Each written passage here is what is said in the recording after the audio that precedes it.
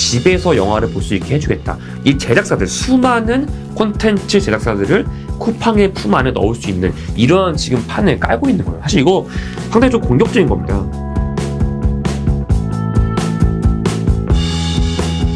네, 그 넷플릭스의 계정 공유 유료화 이슈는 한국 사람들은 굉장히 좀 예민하게 많이 받아들이시는 것 같아요. 그래서 계정 공유 유료화가 언제 되냐, 이거에 따라서 난 그때가 되면 넷플릭스를 이제 구독 끊겠다, 이렇게 의사 표현하시는 그 구독자들이 되게 많은 걸로 알고 있습니다. 그러다 보니까 쉽사리 넷플릭스도 원래 연초에 이거 한다 했다가 좀 다시 계속 미루고 있어요. 그래서 이런 부분은 국내 구독자들은 상당히 좀 기민하게 반응하고 계신데, 그 와중에 쿠팡플레이의 행보는 진짜 매섭습니다. 사실 쿠팡플레이는 별도로 구독할 수 있는 어떤 그런 가격 체계가 아니죠. 로켓 와우클럽을 구독을 하면 그냥 무료입니다. 무료이기 때문에 국내 지금 1000만 명을 돌파한 것으로 알려져 있는 이 쿠팡의 로켓 와우클럽 구독자들이 그대로 쿠팡플레이로 그 무료로 지금 흘러가고 있는 실정이에요. 그 와중에 작년 여름에 이어서 올여름에도 대규모 또 스포츠 마케팅을 진행을 하죠. 작년에 기억하실 겁니다. 작년에 손흥민 선수가 소속되어 있는 토트넘을 초청을 해서 국내에서 오프라인 경기 2경기 했습니다. 첫 번째는 토트넘과 국내 K리그 올스타, 두 번째는 토트넘과 세비야. 이 두 게임을 매치를 성사를 시키면서 이 경기들에 대한 예매는 무조건 쿠팡플레이에서, 그리고 이 경기들에 대한 중계도 쿠팡플레이에서만 하게 되면서 그 쿠팡이 작년에 구독료를 올렸음에도 불구하고 와우클럽 구독자가 늘어났던, 기염을 토했던 사건이었어요. 올해 또 합니다. 올해는 그 토트넘이 아니고요, 맨체스터 시티 그리고 아틀레티코 마드리드, 이 두 팀을 초청을 해서 국내에서 이 축구 또 매치를 성사를 시키게 되었는데, 아직 예매는 오픈을 안 했어요. 촬영일 기준으로 보게 되면은. 근데 이런 부분은 사실 해외 축구를 좋아하는 국내의 많은 남성 팬들 입장에서는 저거 예매해야겠다라는 생각이 당연히 드는 급의 그 아주 큰 매치이기 때문에 국내에 다시 한번 쿠팡 플레이의 어떤 저력을 또 느낄 수 있는 그 이벤트가 아닌가 생각이 듭니다. 이 부분에서 그 쿠팡 같은 경우는 쿠팡 플레이만으로, 이제는 쿠팡 본업이 아니라 쿠팡 플레이만으로도 구독자가 늘어날 수 있는 그런 파워를 지금 과감없이 보여주는 것이 아닌가, 그런 생각이 듭니다. 그러다 보니 이 쿠팡 플레이의 월간 활성 이용자 수가 지금 넷플릭스 다음으로 티빙이랑 쿠팡 플레이가 엎치락뒤치락 하고 있습니다.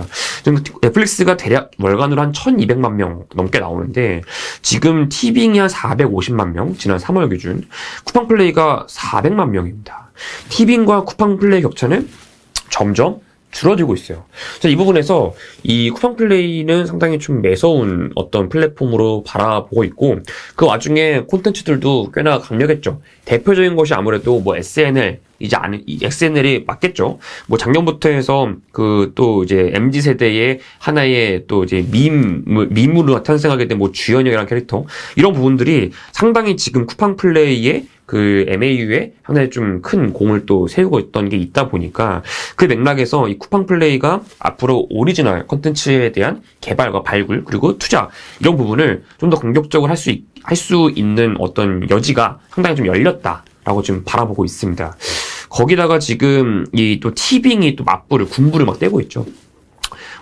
어딜 가나 소비자들은 이 기업들이 경쟁을 많이 하면 소비자들이 누리는 혜택은 늘어납니다. 왜냐면은 이들이 다른 기업들과 경쟁을 하는 과정에서 양질의 콘텐츠, 양질의 상품이 나오기 마련이기 때문에 이 소비자들한테는 상당히 좀 지금은 좀 좋은 시장 환경이지 않을까 생각이 드는데, 티빙은 지금 최근에 어떤 행보를 보이고 있냐. 자, 일단 통신사 KT가 제공하고 있던 시즌이라는 OTT 플랫폼을 인수를 해서 통합을 시켰습니다. 그 시즌 같은 경우는 대표적인 어떤 킬러 컨텐츠가, 그 남자분들은 많이 아실 것 같아요. 그 유튜버 장삐쭈 씨가 만들었던 신병이라는 그 만화를 이 실사화, 드라마화를 시즌을 통해서 했었는데, 이게 지금 티빙으로 넘어오게 되면서 티빙에서 지금 오리지널 컨텐츠로 지금 방영이 되고 있거든요. 이런 부분도 상당히 좀 티빙의 MAU를 늘리는 데 있어서 좀 공을 세웠다 라고 볼 수 있겠고, 당연히 그리고 티빙은 CJ ENM의 이 서비스이기 때문에 CJ와 네이버와의 어떤 연대에서 나온 혜택도 분명히 크다라고 볼 수가 있겠습니다. 예를 들면 네이버 웹툰으로 이미 많은 그 찬사를 받았던 작품들이 이 CJ의 이 제작사죠. 스튜디오 드래곤을 통해서 티빙에다가 요 드라마나 영화로 많이 송출을 하고 있습니다. 뭐 가장 최근작이 뭐 방과 후 전쟁 활동, 이거 같은 경우도 과거에 연재되었었던 네이버 웹툰 하일건 작가님의 그 만화였는데, 웹툰이었는데, 이게 드라마화가 되면서 또 이제 많은 또 그 구독자들을 늘리게 된 배경이 되었었고, 그 외에도 수많은 작품들, 뭐 유미의 세포들 이런 것도 있었고요. 앞으로도 많은 작품들이 예정이 되어 있습니다. 그래서 이런 맥락들, 콘텐츠 파워가 상당히 이 티빙이라는 플랫폼의 또 이제 파워를 계속 지금 보여주고 있는 상태입니다. 이 뭐 당연히 뭐 네이버한테도 좋은 거죠. 네이버도 이 네이버 플러스 멤버십 구독하면은 티빙을 또 무료로 시청할 수 있기 때문에 그런 부분에서도 여러 가지 네이버와 CJ 그룹의 시너지도 나와주고 있다. 결국에는 이 OTT 시장에서 뭐 티빙, 뭐 넷플릭스, 그리고 뭐 쿠팡 플레이 이제 이런 기업들이 상당히 콘텐츠 자체에 대한 경쟁이 격화되면서 소비자들은 이 골라서 재밌는 걸 볼 수 있는 여지가 좀 커지고 있는 실정이죠. 좀 더 나아가게 되면은 이거는 되게 제가 좀 무릎을 딱 쳤던 부분인데, 쿠팡이 CJ랑 이제 대전쟁을 선포를 하는 게 아닌가 생각이 들었습니다. 뭐냐면 쿠팡이 이제 영화를 쿠플 시네마라는 형태로 집에서 영화 관람을 할 수 있게끔, 지금도 영화 관람 하시죠, 집에서? 근데 그게 아니라 극장에 상영 중인 영화를 집에서, 댁내에서 TV로 결제해서 볼 수 있는, 이거를 지금 준비 중에 있습니다. 이게 뭔 말이냐면 지금 CJ CGV 그리고 메가박스, 롯데시네마 이들과 직접 경쟁을 하겠다는 겁니다. 자, 이것의 시장성은 저는 꽤 크다고 봐요. 무슨 말이냐면 국내에서 영화 시장에서 저희가 뭐 CGV나 뭐 말씀드린 뭐 롯데시네마나 극장에 가죠.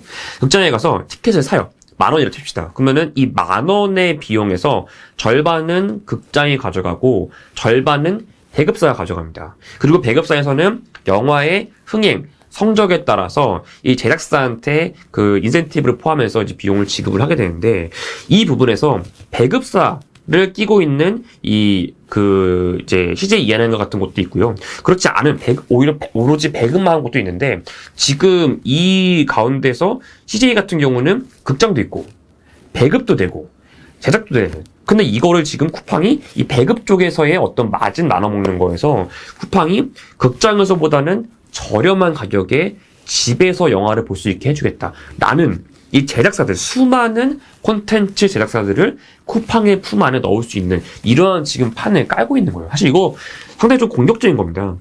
물론 그 국내의 어떤 영화 시장이 상당히 좀 그 보수적이고 견고하다 보니까 기존의 메이저 배급 플레이어들은 극장들과의 관계를 감안했을 때 기존에 배급하려던 영화를 CGV가 아니라 쿠플 시네마에다가 상영을 시키겠다라는 결정을 초기에는 쉽게 하기 어려울 겁니다. 그래서 아마 추천컨대 뭐 독립영화라던가 작은 규모의 영화들 위주로 해서, 제작사의 규모가 작은 곳들, 제작비가 작은 콘텐츠 위주로 해서 쿠플 시네마에 먼저 걸리면서 점진적으로 쿠플 시네마의 어떤 유저, 이 쿠팡 플레이 자체가 MAU가 지금 늘어나고 있으니까 여기에서의 시장성을 본 다른 조금 중견급의 제작사들이 쿠플 시네마용으로 영화를 만들 가능성 배제할 수 없어요. 저는 이 부분에서 앞으로 이 쿠팡이 지금 CJ와의 어떤 전쟁을 해가는, 전쟁을 선포한 이런 그림도 앞으로 상당히 좀 흥미롭게 바라볼 만한 포인트가 아닌가 생각하고 있습니다.